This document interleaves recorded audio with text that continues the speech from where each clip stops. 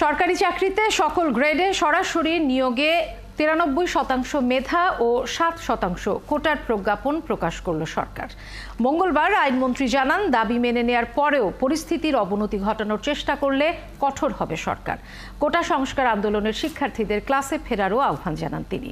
এ সময় জনপ্রশাসন, শিক্ষা ও তথ্য প্রতিমন্ত্রীও উপস্থিত ছিলেন। শারমিনীরার প্রতিবেদন। সরকারি চাকরিতে কোটা সংস্কারের আপিল বিভাগের রায় আসার 48 ঘন্টার মধ্যেই সংবাদ সম্মেলন করে প্রজ্ঞাপন প্রকাশ ও তার বিস্তারিত তুলে ধরতে গুলশানে সংবাদ সম্মেলনে আইনমন্ত্রী। আমি আপনাদেরকে সুনির্দিষ্টভাবে বলেছিলাম মঙ্গলবারে জারি হবে।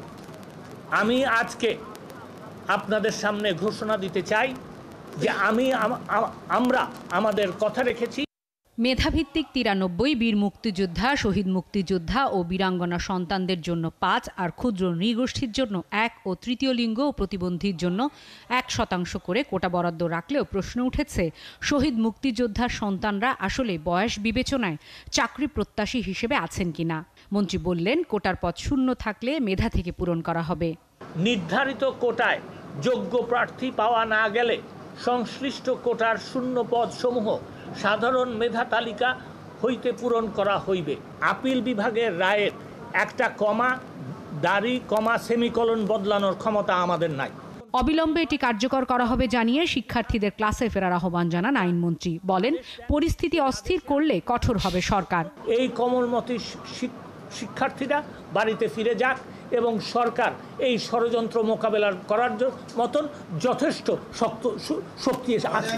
তবে কবে খুলবে শিক্ষা প্রতিষ্ঠান তা স্পষ্ট করেননি শিক্ষামন্ত্রী। শিক্ষামন্ত্রী মহোদয় বলছেন যে এরকম কেউ দেয় নাই। এ সময় তথ্য প্রতিমন্ত্রী বলেন, শান্তিপূর্ণ আন্দোলনকে সহিংস করছে একটি গোষ্ঠী। আন্তর্জাতিক গণমাধ্যমেও ভুল উপস্থাপনের অভিযোগ করেন তিনি। বিভিন্ন ইন্টারন্যাশনাল মিডিয়া ভুল তথ্যগুলো এই কারণে দিচ্ছে। আমি একটু আগেও ফ্রান্স 24-এ দেখলাম, টোটালি ওয়ান সাইডেড একটা ভুল তথ্য তারা দিচ্ছে, যে আক্রমণগুলি হয়েছে এগুলো কোনো খবর নাই। এবং ছাত্রদের সাথে যে আমাদের সরকারি এনগেজমেন্ট, তাদের সাথে শান্তিপূর্ণভাবে যে সমাধান যে হয়ে গেছে, এইটিও কিন্তু নাই। শারমিন মীরা, 71, ঢাকা।